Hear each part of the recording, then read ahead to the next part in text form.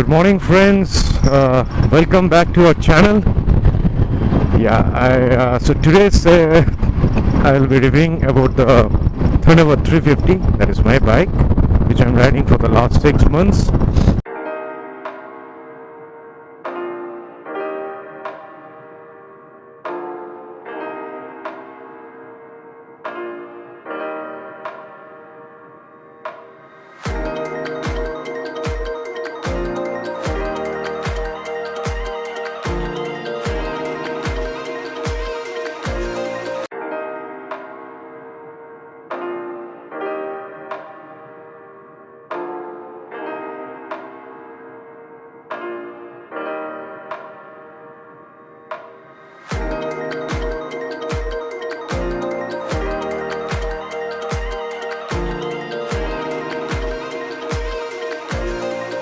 So if you are new to this channel, I request you to please press the subscribe button and tap the bell icon to get all the updates whenever we upload any videos. And if you already know our channel, you already know that we are a couple riding from Delhi to many of the places. So friends, I'm owning this bike since the last 6 months, and I was thinking since the last 2 or 3 weeks that let me give a review after 6 months of ownership of this bike, and riding for over 3,000 kilometers. So Thunderbird 350 is absolutely a grand discovery of Royal Enfield, I can say. Yes, the models have been changing for quite a lot of period. Lot of modifications, lot of upgradations has been done, and recently 350X is also launched. So before we go deep into the 356, I would like to review this 350, the Marine 350 that I am having right now. So let us first talk about the ergonomics of the bike. Royal Enfield have really worked on the ergonomics of this bike in such a way that it's really a treat to ride this bike on long tours. This bike is particularly made for touring. You can see the handlebars. You can see it is not straight. It is somewhat like curved, and it's very easy to hold it like this. So whenever you're going for the long tour, it gives a real satisfaction over the arms as well as the shoulders to have the comfortability in this way. And also to talk about the sitting posture, it is perfectly suited for long driving. It is good for the city riding as well, but it's perfectly meant for the long riding, like 300, 400, 500 kilometers at a stretch, and your body will not feel the tiredness as in other models might be of Royal Enfield too. So I'm not comparing it with any of the other bikes, but I'm just telling the pros and cons of this bike in this video. So yes, so ergonomics and posture are the main things which Royal Enfield have really worked on this bike. Now second to talk about is the 2 speedometer gauge. So it's actually an old school type model on the speedometers, and you have a dial gauge. The left one is showing the speed and the right one is showing the RPM. Sort of digitalization initiative, I can say, keeping technological thing in mind. Royal Enfield have also introduced a digital meter onto this speed gauge. So where you can see the kilometer reading, you can see a fuel reading. So fuel reading is the first one, fuel gauge is the first one to be introduced in Royal Enfield Thunderbird in the Royal Enfield series. And yes, I can say that it's not perfect all the time, but yes, of course you get a fair idea about how much petrol, how much fuel is there in your bike.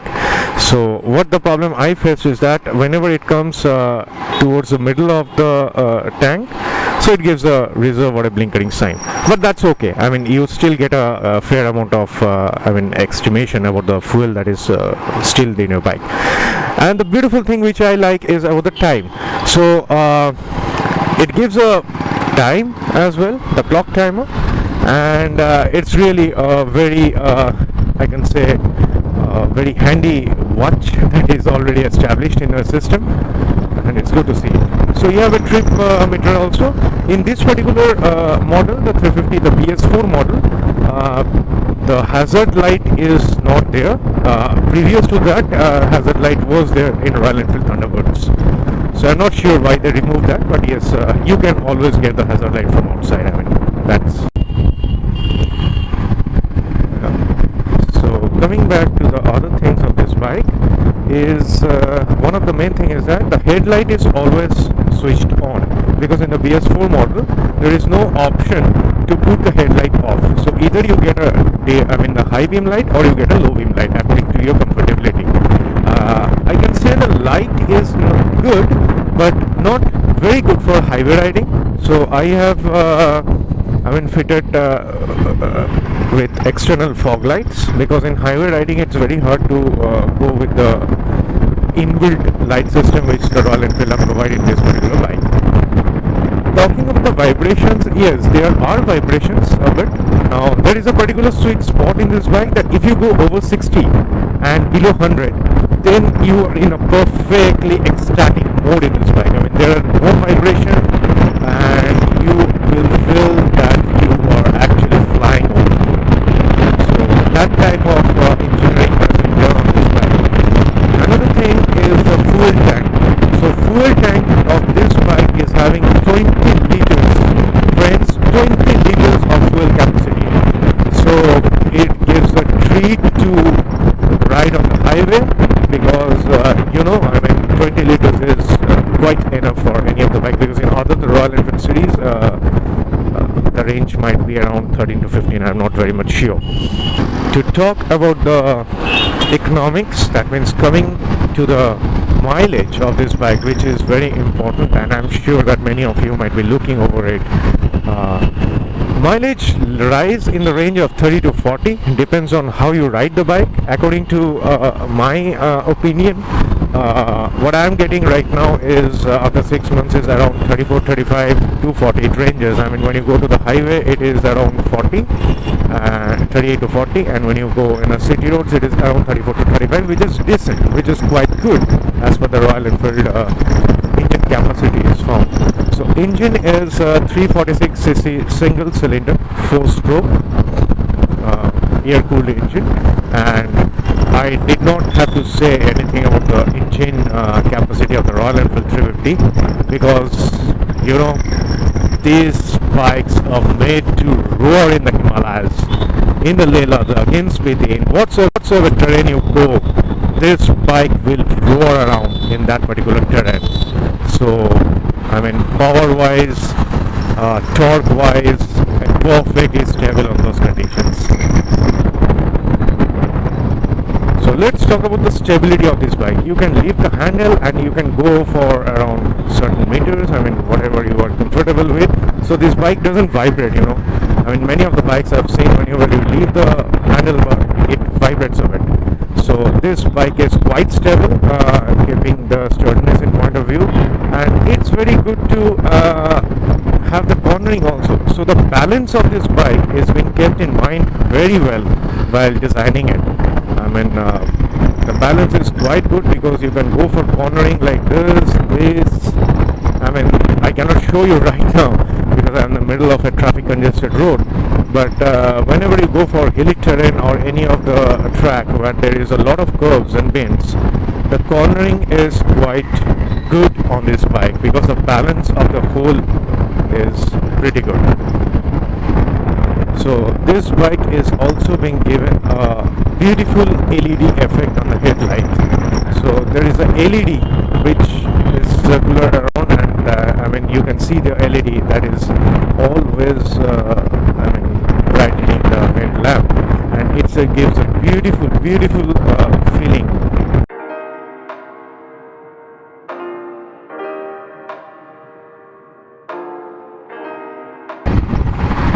So the gear changes are very smooth. It is a 5-geared machine, down and 4 up.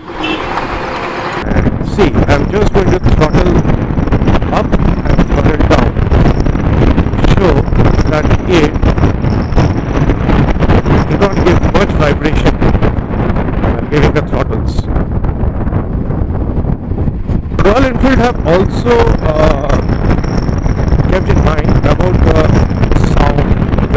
There is a thumping sound on this bike. patented thumping sound that Royal Enfield is very much famous about, and that is why I think most of the people go for the Royal Enfield. But yes, that thumping sound is there, but it is not much loud. I mean, it is a very soft and very good engineered sound that they have put into this particular model, because I mean, thumping sound is there, the effect is there, but it is not very loud. If you go say up to 60 km/h range, so there is a lot of vibration sound that comes from this region.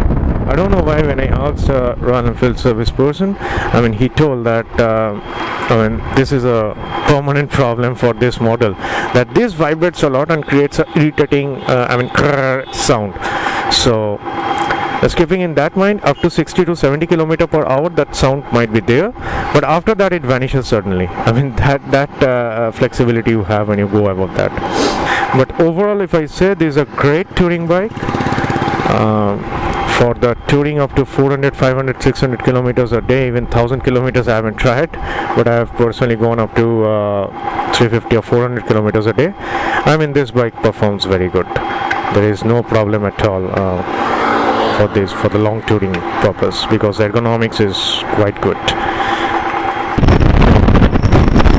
So I try to give as many blunt feedbacks I mean, while having the 6 months ownership.